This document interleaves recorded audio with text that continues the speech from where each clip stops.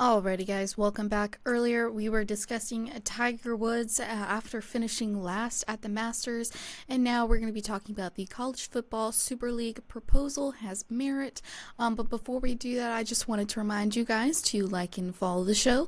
Also, we get a number of questions from viewers that come in during the show, so to ensure that your question gets read on the air, I ask that you use the tips and donation link with your question. That link is GSMCPodcast.net.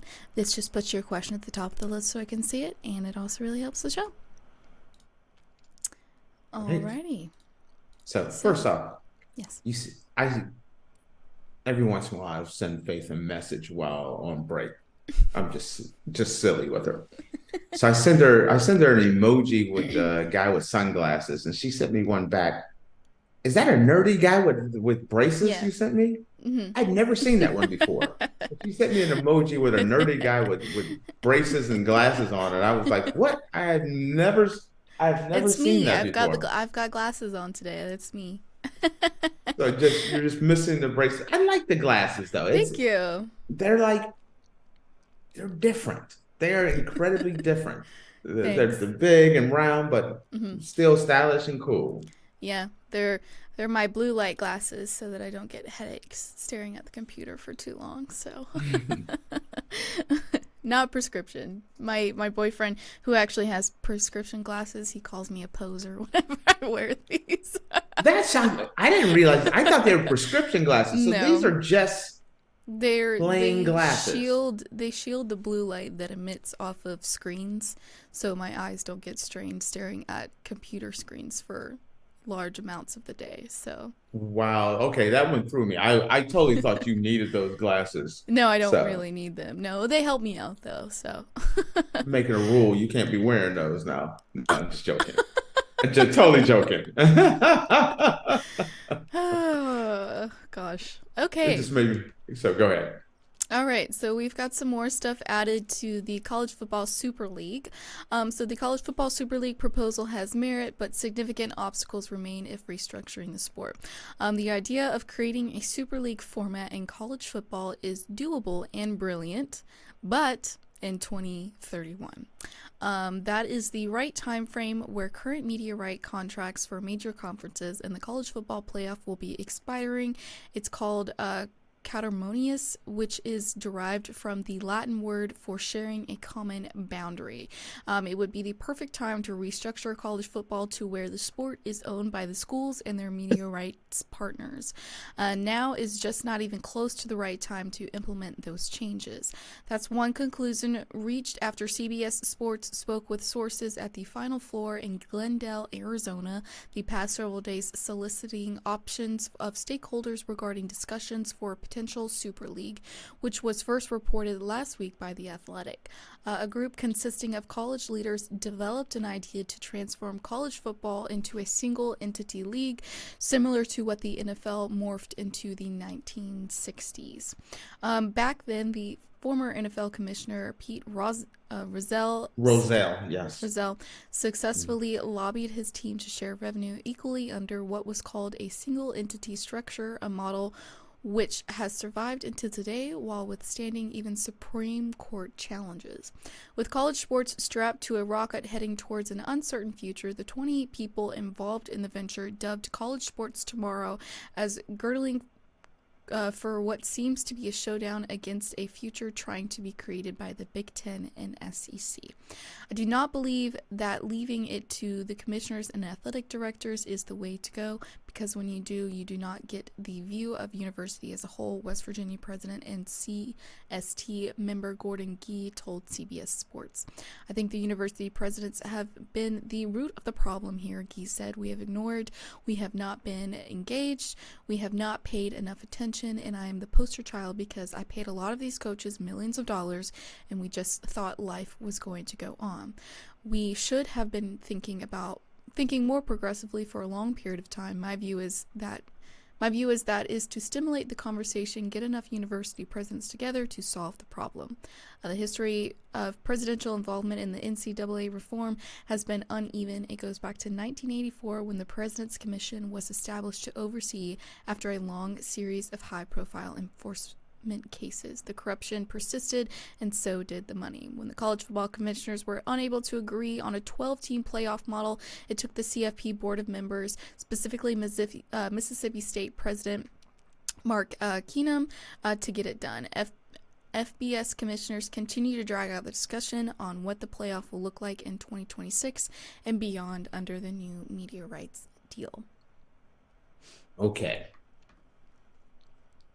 The first thing when I listen to this, the 2030s makes sense because that's when mostly everyone's media rights contract is up. The Big Ten, the SEC, the ACC's 2036, the Big 12.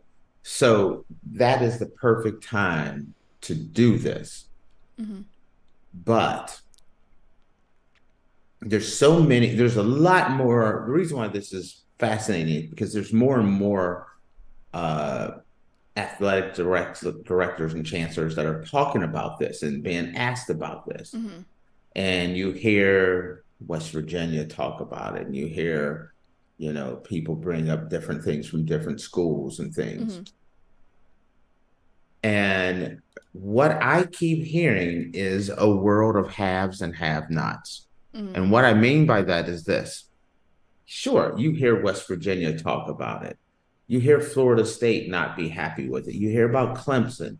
You hear about teams in the Big 12. You hear about the Pac-12 or the Mountain West. And you hear all these schools talking about it. You hear all these chancellors and this guy, we quote this guy, we quote this guy, we quote this guy. You know what you don't see? There's something you're missing, Faith. You know what you don't see? Everyone sounds like it's a great idea. This is a great time when it's going to happen. This is wonderful. This is what we need, and it is what they need. It is exactly what they need. But you don't hear anyone from the Big Ten or the SEC commenting. Nope. Do you? Crickets. That's the problem. Yeah. You understand where I'm coming from? Because the Big Ten and the SEC, they have all the money in the world, and they got truckloads already coming down the highway ready to drop off more money. Yeah. And so the have-nots are like, yes, this is great. I think we should do this. But that's the hard thing. How do you get the SEC to say, hey, we're willing to give up some of our power, money, and prestige to help out college football? I don't know how do you get the Big Ten to say, hey, yeah, we're the richest conference in the world. Yeah. We're willing to give up some of that to help out because it's best for college football. I don't know how you would get that at all from the other. It's not the American way. It is not the American way. You have power, you have money, they demand their respect. Yeah. They're not giving up. The Big Ten and the SEC, that's the reason why they built this little alliance. Yeah. To make sure that they keep having their dominance. Why are they going to be, like the college football playoffs? It's always been split evenly. No, we're not splitting evenly with the ACC and the Big 12 and the Pac-12. No, we're not doing that because we're the Big 10, we're the SEC, and we deserve more money than everyone else. And we deserve more teams than everyone else. There lies your problem. Everyone knows this new college football super league addresses every major problem in college football.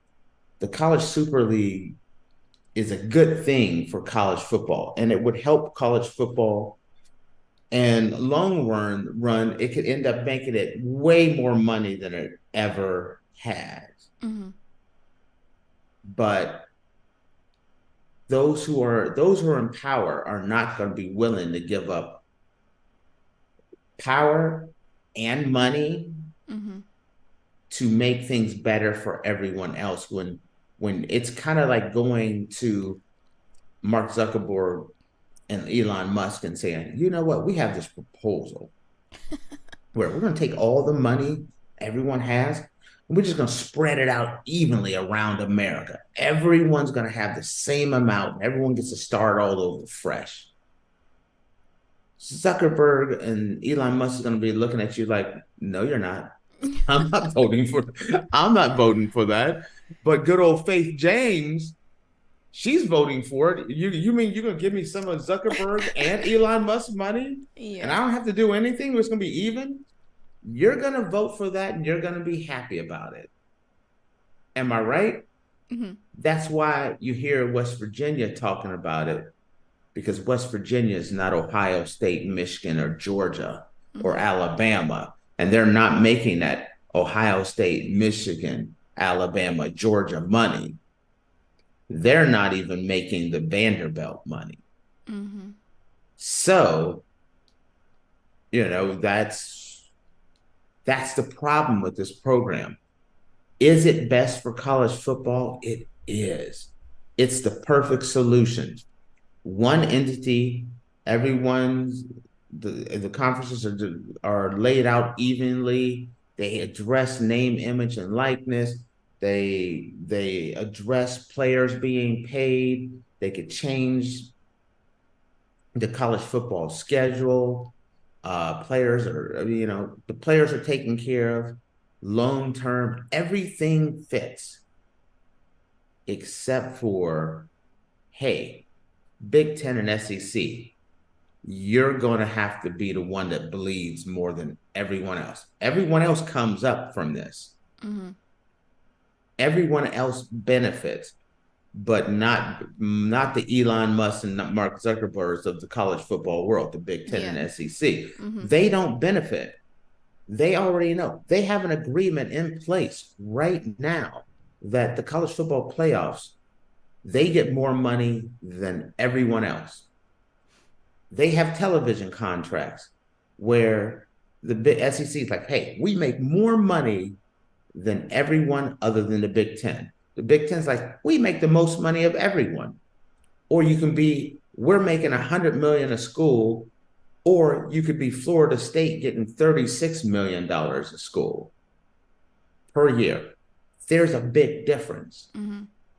And so, how do you get how do you get a conference with the biggest brands and the biggest schools making the most money to agree to give up all of that? There's the big problem. You can't do it. Mm. That's the reason why, as much as I love the college football super league concept, it has to be critiqued. And it has to be critiqued because you can still do it, but you have to acknowledge that the SEC and the Big Ten are two big super leagues. And that's why my proposal was you keep those conferences. You say the Big Ten, you get two teams, the Big and East and West Conference. Your East champion gets an automatic bid. Your West champion gets an automatic bid. The SEC East champion, SEC West. So the Big Ten and ACC gets four, and all the rest of the conferences, you go back to the ACC, they get a bid. The Pac-12 gets a bid. The Big 12 gets a bid, and then one extra one, and then one group of five. And that's how you get your 10. Because no one else is going to say, okay, we're okay with giving up the money. Second of all, these schools already have their television contracts. And how are you going to give them and say, hey, I want you to give up working with Fox and CBS Big Ten, and we're going to spread all that money, that television money out and share it among everyone else. Hmm. No. Heck, Notre Dame don't even want to share their little bit. You know what I mean? Notre Dame don't want to share theirs. The Big Ten doesn't want to share theirs, and neither does the SEC. So the only way you can do the Super League is to leave the money the way it is. Let the Big Ten and the SEC still make their money by their television contracts. Everyone else still goes out to contract because it comes down to the television networks. So if you can make it so each of them each conference can still go out to bid for their television contract, then you could do the college super league. But trying to get billions of dollars taken away from the Big Ten and the SEC, why would they ever agree to Well, the thing with that though is now it? with that idea, which you just mentioned, how are you going to get the other schools to agree to that one? Because I think part of the main Because they're reason, big, easy here, because it's already been done I mean, because of yeah, the but playoff. part of the main reason why this idea has been crafted is because all the other schools are kind of upset with the amount of money that the Big Ten and the SEC are getting, and so they're trying to do it to where it's fair for everybody. And you're saying the Big Ten and the SEC aren't going to do it because they're going to lose out on a lot of money, and that they should keep the money the way it is. But then the other the other conferences are going to be upset because they're not gaining anything from it, really. Okay, that's a great question. But you look at the college football playoff agreement that just went down. Mm-hmm. It used to be everyone was spread out evenly. What did they agree to? What did they agree to? The Big Ten and the SEC gets the most amount of money. Notre Dame gets their cut. The Big 12 gets a little bit more, Mm-hmm. and the ACC gets a little bit less than the Big 12 because they've already admitted that taking less is more than what they had. They're still going to make more money by doing this. They've already agreed to a tiered system because they know if they hold out, the alternative is, hey, no, we're not going to do it. Well, the Big Ten and the ACs are like, I agree with you. We don't want to do it anyway. We're not. That's just more money for us. Mm-hmm. Fine. Okay. If all the leagues came together and said, we're going to go without you. Do you understand a league that says no Big Ten schools, no ACC, SEC schools would never survive? Because if it's New Year's Day, there's two games on. It's the it's the ACC, the Big 12, the Pac-2, the Mountain West, the American, MAC conference in the US. They all play for their national championship game. And you got Tulane versus Louisville in that championship game. And then you turn around and you got Ohio State versus Georgia. What game are you watching? Michigan versus Texas, USC, you know what I mean, versus Oklahoma. That other league couldn't survive Mm-hmm. because the power is already set into the Big Ten and SEC. The balance of power has been tipped to the point where they're not willing to give up everything they've earned. Mm-hmm.